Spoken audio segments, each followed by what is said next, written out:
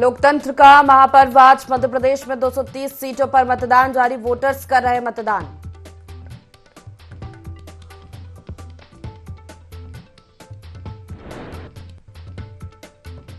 छत्तीसगढ़ में भी दूसरे चरण का मतदान जारी, 70 सीटों पर डाले जा रहे वोट। वोटिंग को लेकर मतदाताओं में खासा उत्साह।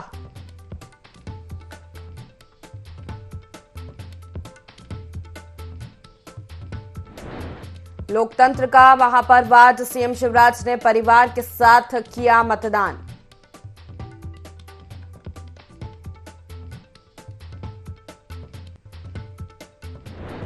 छिंदवाड़ा में कमलनाथ ने किया मतदान, नकुलनाथ और प्रियानाथ ने भी दिया वोट। मतदान से पहले हनुमान मंदिर में टेका माथा।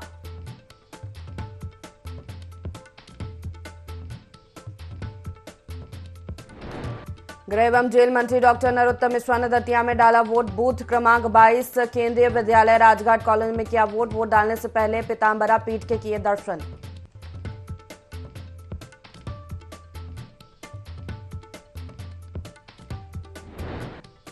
मतदान को लेकर छत्तीसगढ़ पुलिस अलर्ट, चप्पे चप्पे पर पुलिस के जवान तैनात। निरीक्षण में लगी 65 पेट्रोलिंग पार्टी।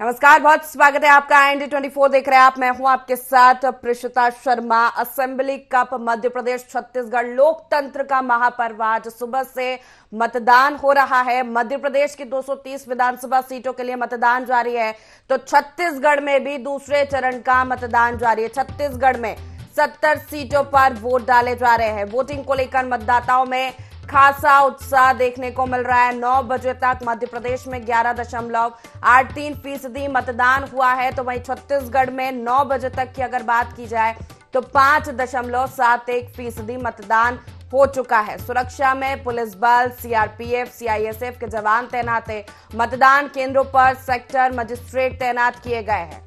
तो छत्तीसगढ़ में आज दूसरे चरण की वोटिंग हो रही है। 70 सीटों पर कुल 1,63,14,479 मतदाता है जो आज मतदान करेंगे। 19,000 से ज्यादा मतदान केंद्र बनाए गए हैं। तो छत्तीसगढ़ में दूसरे चरण की वोटिंग, पहले चरण में 20 विधानसभा सीटों पर मतदान हुआ था। आज बची हुई 70 विधानसभा सीटों पर मतदान जारी है। सुबह 8 बजे से मतदान हो रहा है। खासा उत्साह मतदाताओं में देखने को मिल रहा है। आज 1,63,14,479 मतदाता उम्मीदवारों के भाग्य का फैसला EVM पेटी में कैद करेंगे। 3 दिसंबर को नतीजे सबके सामने होंगे। तो लोकतंत्र का महापर्व, छत्तीसगढ़ की 70 विधानसभा सीटों पर मतदान हो रहा है।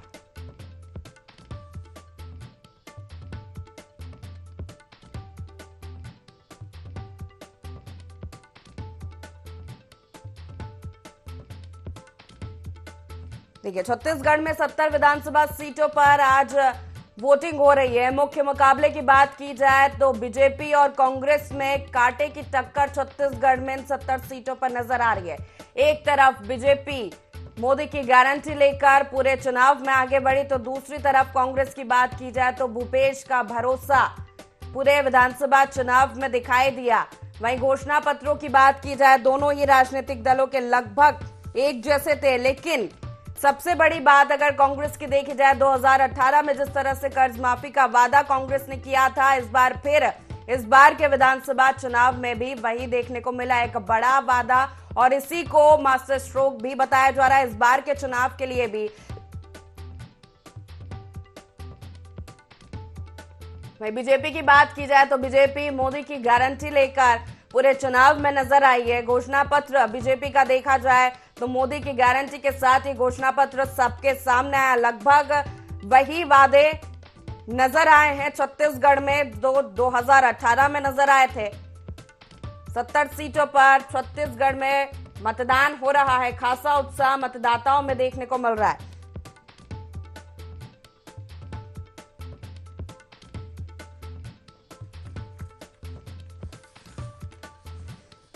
देखिए कुल 18,833 मतदान केंद्र बनाए गए छत्तीसगढ़ में। संवेदनशील बूथ की बात की जाए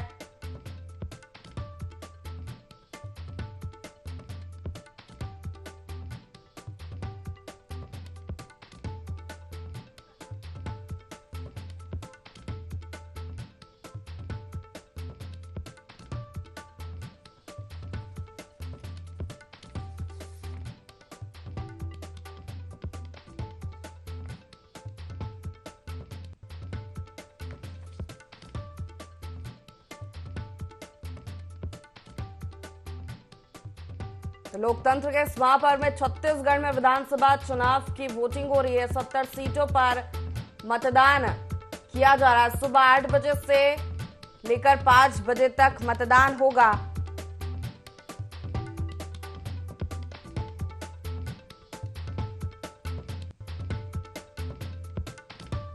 कुल 19,000 से ज्यादा मतदान केंद्र बनाए गए छत्तीसगढ़ में, जिन पर वोटिंग चल रही है। संवेदनशील मतदान केंद्रों की बात की जाए तो 9 संवेदनशील मतदान केंद्र है। संगवारी मतदान केंद्र देखें तो 700 केंद्र बनाए गए हैं।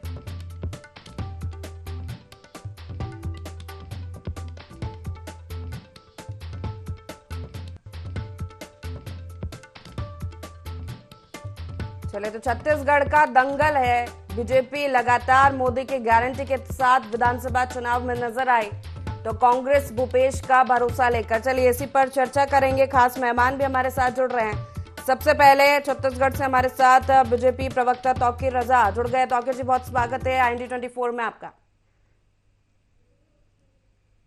तौकीर जी, जिस तरह से देखा जा रहा है 70 विधानसभा सीटों पर यह दूसरे चरण का मतदान हो रहा है। कैंपेनिंग किया, चुनाव में वादों की बात की जाए तो मोदी की गारंटी के साथ बीजेपी आगे बढ़ती नजर आई, तो मोदी की गारंटी काम करेगी?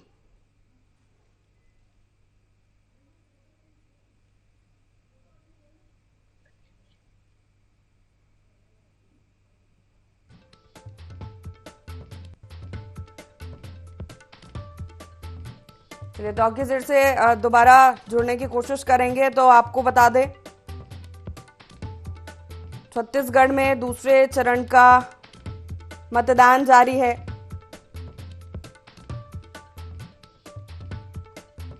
ठीक है, तौकीर रजा साहब हमारे साथ जुड़ गए। तौकीर जी, बहुत स्वागत है IND24 में। मेरी आवाज पहुंच पा रही है आप तक?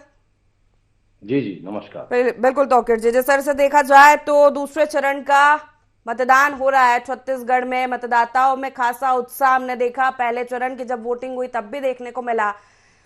इस विधानसभा सीटों पर पहले चरण की वोटिंग हुई थी तो बीजेपी ये दावा कर रही थी कि बहुमत के साथ उन 20 विधानसभा सीटों पर बीजेपी आ रही है। वहीं अब 70 विधानसभा सीटें, मोदी की गारंटी, यही दावा एक बार फिर दोहरा रही है बीजेपी।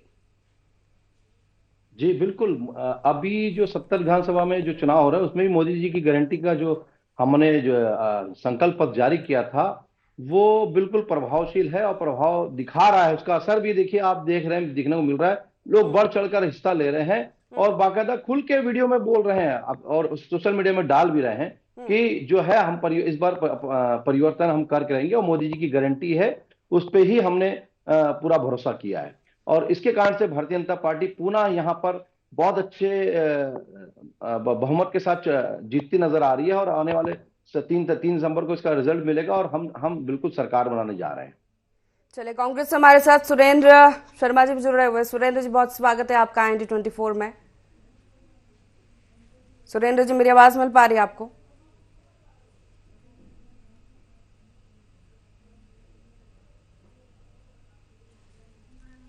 ठीक है, सुरेंद्र जी से दोबारा संपर्क करने की कोशिश करेंगे। तौकीर जी, आप ही के पास आऊंगी मैं। जिस तरह से ये परिवर्तन का दावा तो किया जा रहा है लेकिन सीटों का जो अंतर है वो काफी है। कैसी रणनीति रही कैंपेनिंग की अगर हम बात करें तो तमाम बीजेपी के दिग्गज केंद्रीय नेतृत्व चुनावी मैदान में नजर आया, लेकिन वही जनता का मूड समझने की कोशिश करें तो परिवर्तन आएगा, ऐसा लगता है? बिल्कुल। देखिए क्या होता है कि आज से 4-6 महीने पहले तक ये स्थिति थी कि लोग बोलते थे कि भारतीय जनता पार्टी मात्र 13 से 15 सीटों पर सिर्फ जीती है और लगता नहीं कि इतना बड़ा जो है इनको हराएगी। लेकिन आपने देखा होगा जब हम 2003 में थे तब भी हमने परिवर्तन कर कर कांग्रेस को बुरी तरह हराया था और परिवर्तन किया था और जनता ने चुना था। 2008 के चुनाव में हमको चुना और 2013 के चुनाव में हमको चुना और पूर्ण बहुमत की सरकार हमारे को बनाई। लेकिन कुछ वादे, जो झूठे वादे या झूठे ख्वाब जो कांग्रेस के भूपेश बघेल जी ने जो दिखाए, उस पे भरोसा कर कर यहाँ की जनता ने उनको वोट जरूर दिया, लेकिन वो जो वादे जो है उन्होंने पूरे नहीं किया और जो ख्वाब दिखाया या जो भरोसा किया उसका उन्होंने कत्ल कर दिया। तो जनता जो है इससे बिल्कुल खफा नजर आती है। खास तौर पे जैसे इन्होंने जो जो वादा किया, सबसे बड़ा वादा था शराबबंदी का, जो महिलाओं को सबसे ज्यादा प्रभावित किया था, वो इनको बहुत बड़ा नुकसान करता नजर आ रहा है। दूसरा क्या है, जो इन्होंने वादा किया था कि हम बेरोजगारी भत्ता देंगे, उस पर भी इसका असर दिख रहा है। तो ये बिल्कुल जो है, जो जो इन्होंने वादे किए उसको एक भी अक्षरशः पूरा करते हुए नजर नहीं आया। 36 वादे थे, 36 में से इनके खुद उप मुख्यमंत्री बोलते नजर आए कि हमने सिर्फ 12 वादे पूरे किए, लेकिन इनके प्रवक्ता जो है कि कहते नजर आते हैं कि हम पूरे वादे किए, लेकिन उसका रिजल्ट अब साफ दिख रहा है। और जनता, अब देखिए, आज मोबाइल का जमाना है, इंटरनेट का जमाना है, सारी चीजें जनता के बीच में, जनता के पास बहुत आसानी से पहुंच जाती है और वो बहुत सुलझी हुई है और उस चीज को समझ रही है। इसका रिजल्ट भी आपको ये चुनाव में देखने वाला। प्रथम चरण के चुनाव में भी आपने देखा होगा कि आंकड़े भी निकल कर आ रहे हैं कि जो 20 सीटों पर चुनाव हुए थे उसमें भी हम बहुत अच्छे ढंग से जीतते नजर आए। लगभग 19 से 20 सीटों पर हम बाकायदा जीत रहे हैं। तो ये बिल्कुल परिवर्तन की बहुत लहर चल रही है और उसका असर आपको इस चुनाव पे भी बिल्कुल दिखता हुआ नजर आ रहा है। चलिए और ठीक है, हम पूर्ण कांग्रेस बहुमत की ठीक है, सरकार कांग्रेस बनाने हमारे जा साथ रहे हैं। सुरेंद्र जी भी जुड़ गए। बहुत स्वागत है सुरेंद्र जी IND24 में आपका। सुरेंद्र जी, तौकीर जी का कहना है कि जो वादे कांग्रेस ने किए वो पूरे नहीं हुए हैं और जनता इस बार परिवर्तन लाकर रहेगी।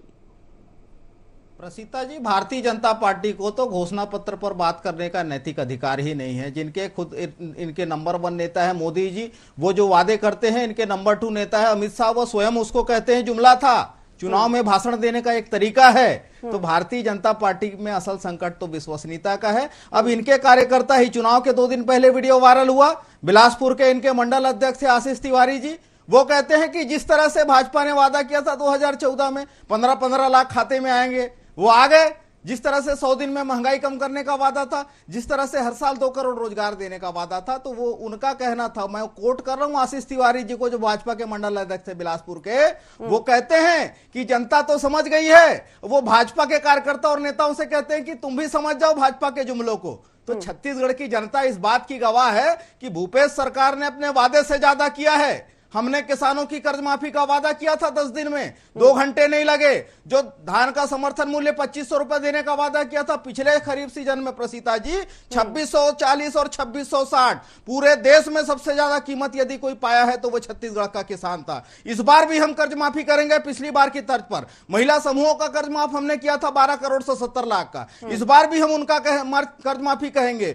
महिलाओं की समृद्धि के लिए जो काम हुए, जो वनोपज संग्राहकों की समृद्धि के लिए काम हुए, जो गौ सेवा भूपेश सरकार ने की, जो राम काज यहां पर हुए, 75 स्थल को राम वन पथ में चयनित करके उनका पर्यटक सुविधा बढ़ाने का काम किया, जिस तरह से यहां पर गोठानों का समर्थन हुआ, तो भारतीय जनता पार्टी के नेता ही ये मान चुके हैं। भाजपा के प्रवक्ता टीवी पे बैठ के कहते कि इन वादे पूरे नहीं हुए, और इनके ही पूर्व मुख्यमंत्री रमन सिंह 2 दिन पहले वक्तव्य आया था। तो भूपेश बघेल जो है वो भाजपा के लिए सबसे बड़ी चुनौती है। आप पूरे चुनाव अभियान को देखेंगे प्रसीता जी, एक तरफ भूपेश बघेल हैं जिन्होंने पूरे 90 विधानसभा में पिछले 1.5 महीने के अंदर 91 सभाएं ली, 30 बड़ी रैलियां की। वहीं आप भाजपा के नेताओं को देख लीजिए, कहीं कोई पूछ परख हो जो 15 साल के रमन सिंह से, उनके दागी चेहरे से अब इनको परहेज है, ये चेहरा घोषित करने में डर रहे हैं।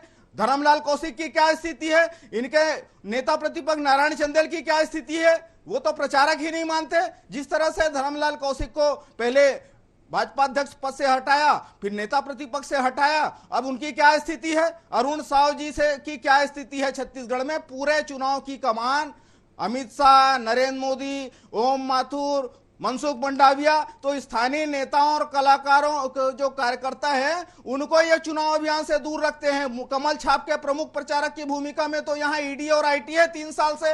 इनसे पूछिए, कहीं बूथ एजेंट तो उनको नहीं बैठा दिए हैं। तो भाजपा का जो असल चरित्र है, जो ठगने की प्रवृत्ति है, 15 साल रमन राज में बोनस के नाम पर किसानों को ठगा, चुनावी साल को छोड़ के कभी दिया हो तो बताए।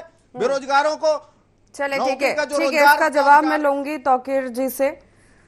छत्तीसगढ़ में 70 विधानसभा सीटों पर सुबह 8 बजे से मतदान हो रहा है। बिल्कुल सुरेंद्र जी, इसका जवाब लूंगी। यहाँ एक छोटे से ब्रेक के लिए रुकेंगे, ब्रेक के बाद चलिए ठीक है, इसका जवाब लूंगे। हमारे साथ वरिष्ठ पत्रकार गंगेश द्विवेदी जी जुड़ गए हैं। गंगेश जी, बहुत स्वागत है आपका NT24 में। जी थैंक यू। गंगेश जी, जिस तरह से 70 विधानसभा सीटें जिन पर मतदान आज हो रहा है सुबह 8 बजे से, पहले चरण की वोटिंग हुई, 20 सीटों पर मतदान हुआ। दोनों ही राजनीतिक दलों ने अपने अपने दावे किए। बीजेपी कह रही है कि इस बार परिवर्तन लाकर रहेगी छत्तीसगढ़ की जनता, क्योंकि कांग्रेस ने जो वादे किए वो पूरे नहीं किए हैं। आप कैसे देखते हैं? देखिए, कुल मिला के सही मायने में देखा जाए तो अभी गारंटी बनाम भरोसा कुल मिला के जो चुनाव हो रहा है, एक तरफ मोदी जी की गारंटी तो दूसरी तरफ कांग्रेस का भरोसा है। अब इसमें जनता किसकी तरफ झुकाव जनता का ज्यादा होता है वो तय करेगा, उसकी सरकार बनेगी। दोनों ही पार्टियों ने पिछले आचार संहिता लगने के बाद से, उसके पहले तो कांग्रेस ज्यादा प्लस थी, लेकिन आचार संहिता लगने के बाद से जो अग्रेसिव तरीके से भाजपा ने अपना प्रचार प्रसार अभियान किया है छत्तीसगढ़ में, खासतौर पे मोदी, अमित शाह और जो केंद्रीय स्टार प्रचारक वहां के आए, उन्होंने लगातार भूपेश बघेल जी को टारगेट करते हुए पूरा प्रचार अभियान को एक मतलब माहौल ऐसा खड़ा कर दिया कि ऐसा लगने लग गया कि पूरे प्रदेश में जो है अराजकता का माहौल है। मतलब एक तरह से निगेटिव प्रचार बहुत ज्यादा हुआ है। इसके अलावा घोषणा पत्र की अगर बात करें अपन, तो खास तौर पर 3 मुद्दों पे छत्तीसगढ़ में जो चुनाव केंद्रित है। पहला धान, जिसमें पिछली बार भाजपा चुकी थी। इस बार भाजपा ने MSP और किसानों के लिए बोनस, धान का बोनस जो दे नहीं पाए थे वो लेके आई है। तो कांग्रेस के पास 100 रुपए बढ़ के MSP है और कर्ज माफी है।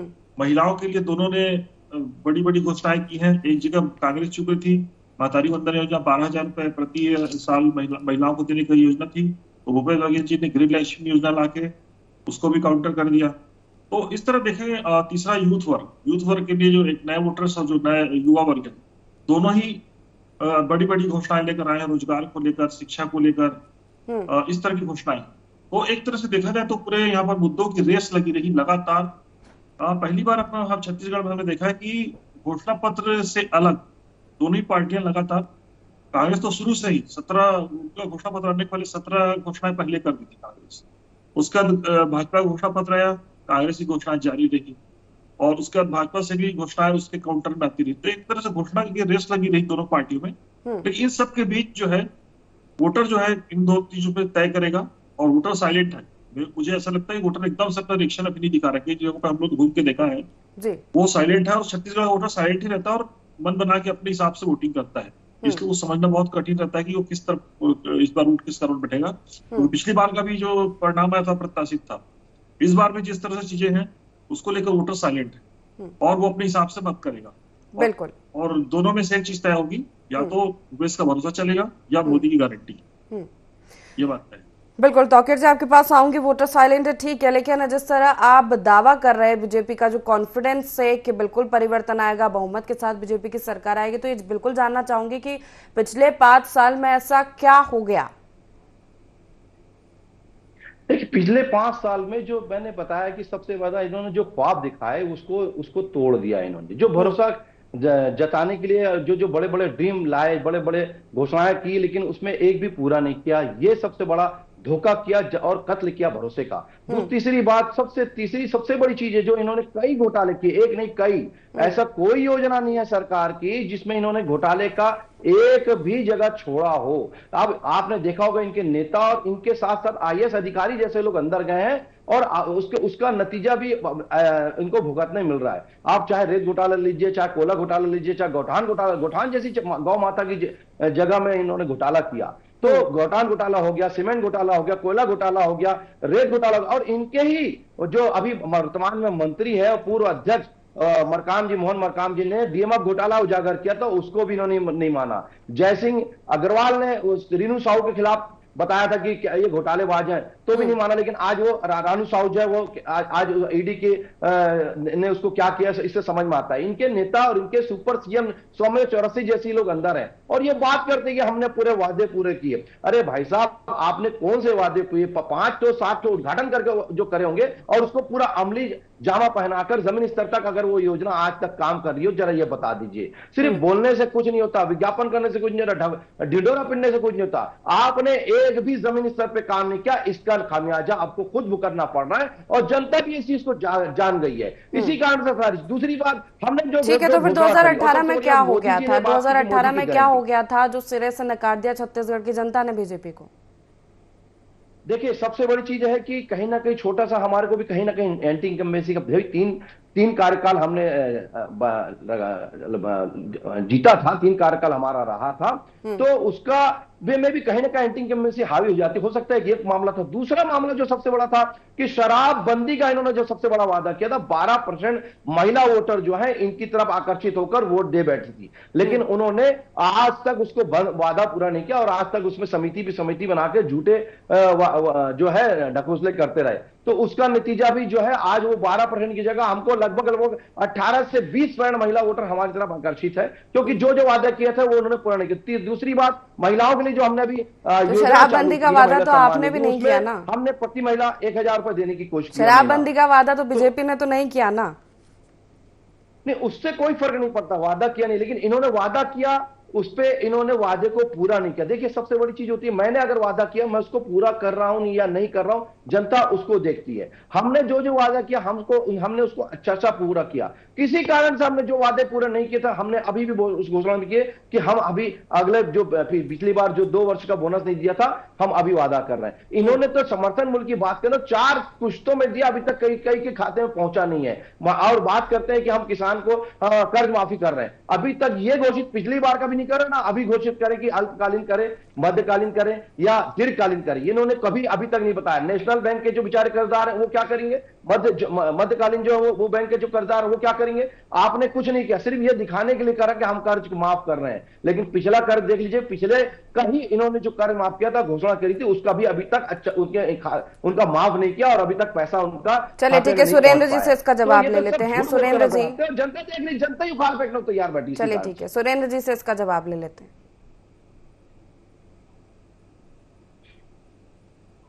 सुरेंद्र जी, आवाज मिल पा रही है मेरी?